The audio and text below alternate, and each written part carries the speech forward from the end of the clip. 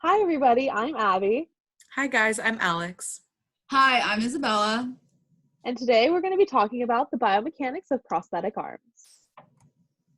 So first off, what is a prosthesis? In simplest terms, this is an artificial or man-made body part. Most commonly, people that use prostheses are known as amputees. So there's somebody that has lost a limb or had it amputated, most often because of accident or illness. And there are many famous and notable people, both real and not real, that use prostheses to function in everyday life. So these are some of our real people. But for not real people, have you ever heard of Star Wars before?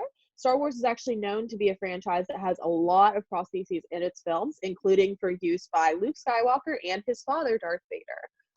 What about Game of Thrones, How to Train Your Dragon, or Grey's Anatomy? These shows and movies all have main characters that use prosthetic limbs throughout the show. But how do prostheses actually work? In order for a prosthetic limb to function properly, the engineers that design it have to have a really good understanding of several biomechanics concepts that we're going to teach you about today. But there are primarily two categories of prostheses.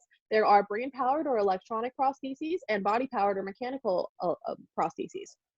So on the left, as you can see, electronic prostheses are powered by brain waves. So they normally have some sort of sensor or implant on the user that tracks the electrical signals that are sent by the brain to the remaining muscles. So this is something that happens inside the user's body. Versus mechanical prostheses that are body powered, they react to the movement of the user's remaining body parts. So by moving my right arm that is still there, I can move my prosthetic left arm. So for our purposes in our example, we're going to be thinking about a body-powered prosthetic and what kind of forces it takes to hold this prosthetic rigid at the elbow. So before we jump into the specifics of prosthetic limbs, it's important to understand the biomedical concept of moments. So if you've ever ridden a seesaw, you've experienced moment. So this is just a term that we use to describe an object's tendency to rotate about a fixed point, and we also refer to this as torque. So each person sitting on either end of the seesaw is generating a force, and that's allowing them to rotate about that fixed point in the middle. You also do this whenever you open a door. So as seen in the lower left-hand picture, it's easier to open if you push closer to point B than point A, and it's also easier to open if you push straight into the door and not at an angle. We also know that it's easier to open if you push with a larger force, and these all tie together in the final formula in the lower right-hand corner, which is the torque or moment formula, where you multiply the force that you apply times the perpendicular distance from the point of rotation, R, times the sine of the angle theta that you're applying that force with. So applying this concept to prosthetic limbs, since we're analyzing an arm that allows bending at the elbow, we need to know how it's possible for this artificial arm to pick items up. So since this arm is artificial and doesn't have that natural muscle force that a natural born limb has, the prosthetic limb needs to generate a muscle force that allows it to pick up, to generate a strong enough moment to hold up and pick up an object. So how does moment connect with prosthetics? Let's look at an example. So the example to the left is showing a mechanical prosthetic. So the strap that is attached to the prosthetic is holding up the arm. And for this case scenario, we're going to be looking at the amount of force in that strap that's going to be required in order to hold up a 5-pound bag. So the first thing to do is draw a free body diagram. So as you can see, it's just including all the different forces that are acting on the prosthetic arm. So F of B represents the force of the bag, F of A represents the force of the arm, F of P is the force acting on the prosthetic, and F of S is the force of the strap that's holding it up. So we're going to be solving for the force of the strap. We also included the dimensions as well because we're going to need that in order to look at the moment.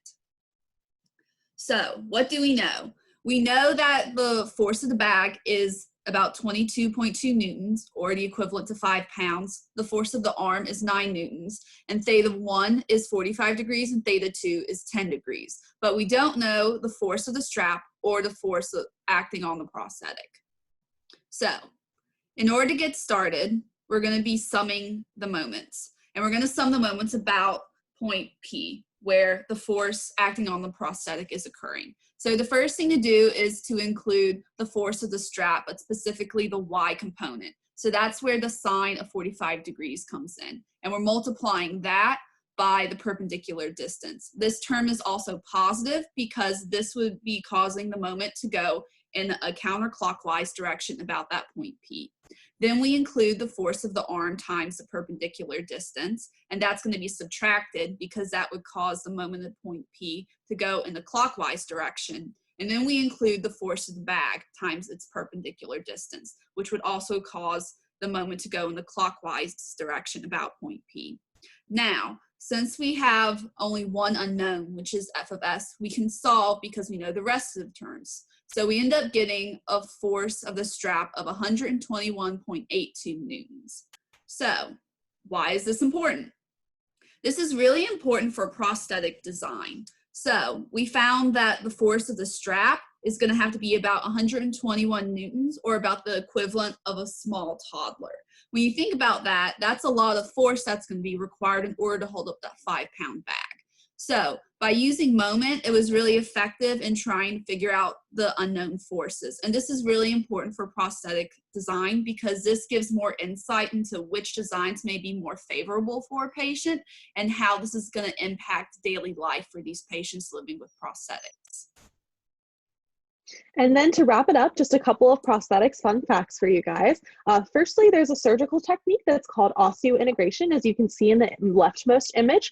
And in that surgery, the surgeon will actually drill into the bone of the amputee and puts a metal rod in there that the prosthesis can then be mounted on. And so this allows the user to control the prosthesis with their brains, like we talked about earlier, the electronic prostheses. And then on that same note, prostheses are becoming so advanced that they can actually start to talk back to a user's brain. So I have this prosthetic hand and I touch something that's hot and my brain's going to register, oh, that's hot. And I'm going to feel it just like I would feel it in a natural born limb. And this is also done through that surgical technique of osseointegration and through sending electronic signals back to the user's brain that allows them to actually feel whatever they're touching. And then as prostheses get more and more advanced, we have a lot of ethical debates that are surrounding them. Primarily with prostheses that function better than human natural limbs. So if I'm only 5'7", but I have a prosthetic leg that lets me jump high enough that I can dunk a basketball, is that fair? Is that ethical to other basketball players and just to other people?